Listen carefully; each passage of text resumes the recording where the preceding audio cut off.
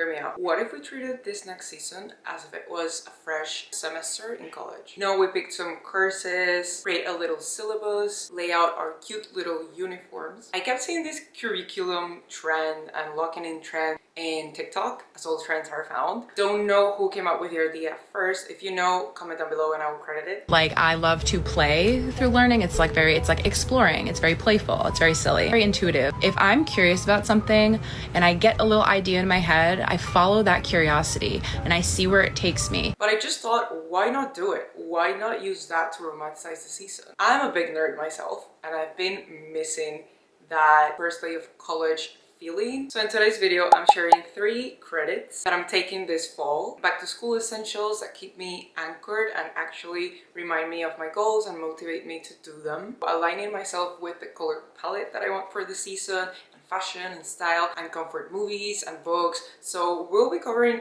everything, every aspect to really help us make the most out of this season and just end the year on the right track. Now, with the credits concept. So 3 to 4 credits or classes, choosing 3 to 4 different topics or projects that you want to learn more of, that you want to develop this season. It can be anything. What I will suggest and what I did do for myself was go back to my 2025 goals, check on which ones I had accomplished, which ones I haven't, and which ones I want to embody or progress on. Based on those, I chose the themes. Now, I do want to have some balance. As I said, we want to keep it cute, we want to keep it fun. Choose one that is mainly just really fun for me. I'm still learning, but it's just fun. The other one is more in the middle. It's like, it's fun, but it's also you gotta do it. Third one, because I only chose 3, that one class that we always used to have. You know, there is always that one class that you're like, I really don't like this class, I really don't want to go to this class, but it's mandatory. We gotta implement some tough love. So I only chose one of those, and then the other 2 are kind of fun. Let's start with the fun one. And this one is actually the most abstract one. One of the things that I wanted to improve on this year, letting go of control and mastering the law of detachment. Now, if you're not into woo-woo energetic things, it doesn't matter. You can basically see it as a mindfulness practice. So this is the fun module for me because I love anything that has to do with mindfulness, anything that has to do with like energies and spirituality. Embrace more of that detachment when I cannot control how things are going. Yeah, just embrace the present moment. Escalating my meditation practice. I want to start out with like 5 minutes of meditation, and eventually, hopefully, I will reach 30 to 40 minutes of meditation. Things like scheduling in weekly sessions of journaling with shadow work. Reading about the topic is a big one. I have this book on chakras and energy that I want to read. You know, keep learning more about how energy works in general. Going to the opposite side of the spectrum, the one that I don't want to do, but I should do it. Learn more about finances and just gain more financial literacy. Now, I do think I have a really good base. Saving, taxes, and investing, you know, really fun stuff. Today's day and age, I think it's really important and I should actually separate some time, dedicate myself to it and fully get a grasp on it. Yeah, that's one I'm not looking forward to the most, but I do have a couple books that I have thought of reading. I haven't defined which one I want to go for first. I might start with The Psychology of Money. Syllabus for this one is just gonna be watching YouTube videos, which I do have some creators that I already follow and that I trust the information that they put out. So it's just consuming a bit more of their content and then reading through some of these books. For the other one that's more in the middle, I signed up for this storytelling course almost a year ago. The BBC like Maestro classes, they have some like basically online courses that you can take with various different people, like with famous authors, filmmakers, producers, directors. I've been meaning to improve my storytelling skills and just my knowledge about what makes a good story. I'm like 70% through, but I want to finish this one. Actually just left it on the back burner for a while now, so I want to take it up again. And this one's easy because the syllabus is already done. I just need to finish the course and I finished this module. So I would suggest, if you're also into online classes, perhaps that's an easier way to tackle a certain topic. Those are my core credits, but I will move on later on in this video to hobbies and sort of like extracurriculars. Keep it interesting and keep it fun. If you're also planning on doing this, or if you're already doing this, let me know what are some of the credits that you want to take or that you are take in? What are some of the things that you want to learn more of or focus on this season? You can pretty much do it however you want, but I've seen some people might like come up with a big project for the end of class assignment. For like my storytelling class, that would be just finishing the class that's already set out, and they have certain things that you gotta do and everything, like mini homework. The main thing that I want to take from this is just focus on learning from each of these topics. I don't want to overwhelm myself with a huge assignment. I do have like some overarching milestones, if you will, that I want to reach with each one of these. With the storytelling one, it's just finishing the course. With the financial literacy one, is sticking to my budget for the next few months, sticking to my financial plan for the next few months, and finishing at least one of the books that I've put here. And with the energy detachment, it's just being able to meditate for 30 minutes. They're not super hard really to do, and that's the whole point. Next up, we have our back to school essentials. Now, I don't know if this was just me, but this used to be my favorite thing of going back to school. And that was just buying planners and new pens and a backpack and a lunchbox, tools and materials that I would use to take notes and things like that. It can be something big or small. Think planners, new pens, stickers even, a new backpack or a new bag, which is actually one of mine. This year I got gifted a really beautiful, gorgeous bag that I like to call my coffee shop session bag. I am restricting myself to only using it when I'm going to work to coffee shops on all of these various topics and projects that I have, my mini side quests, if you will. So it motivates me because I obviously, when I use it, it's so cute and I love it, but I'm only letting myself use it when I'm actually gonna work on one of these things. But that's something big. I also have this tiny little stone and crystal that has this really fitting meaning of like what will be will be. I have it lying somewhere around my house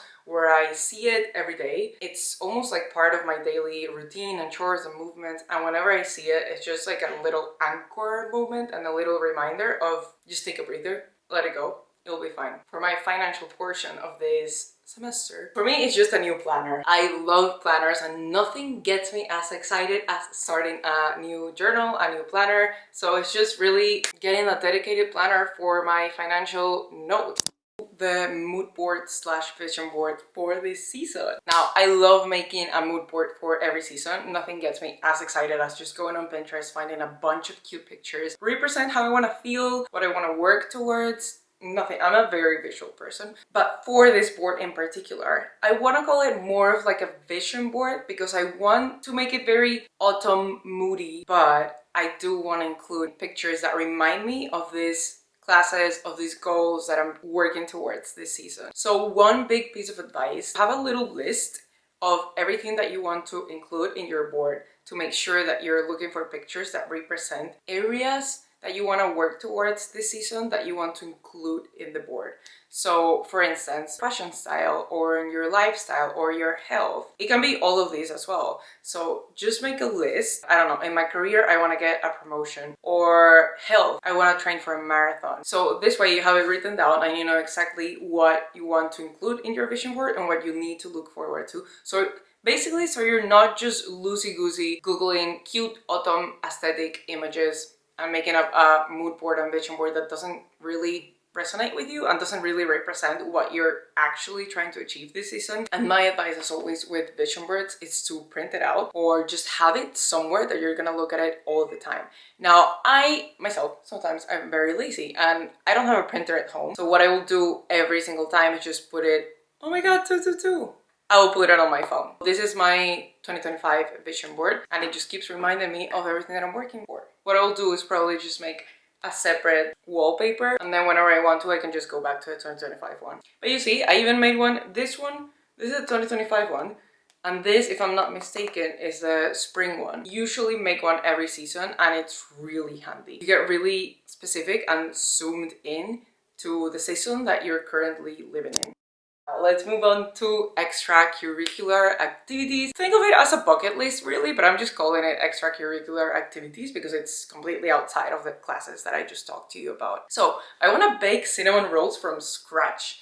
I always see these pictures on Pinterest that look so cute and so cozy, and honestly I love cinnamon. Cinnamon, like as a spice, I love it, but cinnamon rolls are one of my favorite desserts and I want them to turn out good. So I'm really like gonna hunt down for a recipe. Let me know down below if you have a good cinnamon roll recipe. Handmade Christmas cards, and I want to make them in advance so I'm not rushing in December. Make them out for all of my loved ones and all the people that I want to give Christmas cards to. This year into my like crafty watercoloring scrapbooking era, so I thought, you know what, it would be cute to actually make something myself for people that I love. I also want to keep an autumn scrap journal, so of all of these activities that I'm doing, classes, things that I'm learning, reflections, I really want to make like a few pages at least in my journal for autumn, just dedicated to the entire season. I want to have a fall picnic. I want to make potpourri. That has always caught my attention, and I have never made potpourri, and I think it should be fairly easy. I don't even know what I need. I know I need flowers, but I don't know what else I need. Put it around my house and it will smell delicious. I also want to make seasonal jam from scratch. I've been wanting to do this for years. Don't ask me why I haven't done it yet. There's no reason other than I just keep putting it off. This season, I don't want to put it off. I actually want to make jam from scratch. Melting fruit and adding honey and things. I don't know. There is such a coziness to the videos I have seen of people making jam. And I also want to make a book nook. Now I sort of have a nook here where I usually read from. I feel like I want to make it cozier, you know, like I have the books over here, but the wallpaper is gray, and like I do have a blanket. I just want to cozy it up. These are the mini micro side quests that I have for myself this season, and just things that I'm really looking forward to doing. Now let's move on to autumn uniform. I'm so excited for this because autumn and winter are my favorite fashion seasons. So basically what I want for this is to have two options. I'm really sometimes lazy when it comes to everyday like outfits, but if I'm not going out and it's every day and I'm just working from home, I have a really hard time actually just thinking and using brain space to come up with what I'm using every day. So I kind of want to have a go-to mini guide of outfits that I know make me look good, make me feel good. So with all that in mind, I want to have at least two to three go-to everyday outfits. Well, I do love shopping. I love clothes. I wanted to work with what I currently have. So I didn't want to go looking for some crazy outfits that I love, but I don't have any of the items in my current closet. So if I need to go out and buy like one pair of jeans and that's it, I don't want to go out and buy an entire shopping haul just for these uniforms. Fancy-ish going out outfits. I want to say two options because I don't really go out that much. So it's gonna be my go-to whenever a friend is like, let's go to dinner or let's grab a drink, whatever it is.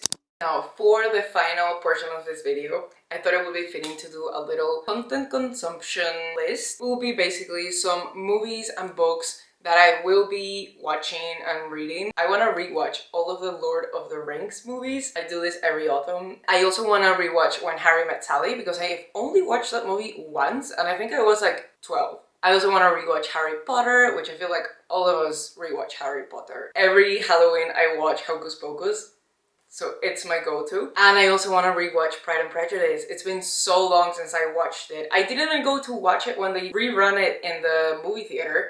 I don't know why. So now I want to make like a whole movie night. New to me movies are Shakespeare in Love. I've had that movie recommended to me time and time again, and I haven't watched it ever. And I also want to watch You've Got Mail. Now for series, we're going to the basics. I'm gonna rewatch Gilmore Girls, Friends, and I want to watch the new season of Only Murders in the Building. So that's the new one. For books. Now, I made a whole video on autumn reads, my autumn TBR, but for this next month or so, the books that I have in my lineup are Phantasma, well, the Wicked Game series by Kaylee Smith. So that includes Phantasma and Enchantra. This is about a cursed manor, so it just screams Halloween, thrillery, fall, fantasy, fall, and I love it. I also am gonna read Alchemy of Secrets, which is a new adult book by Stephanie Garber. And finally, I want to read The Very Secret Society of Irregular Witches.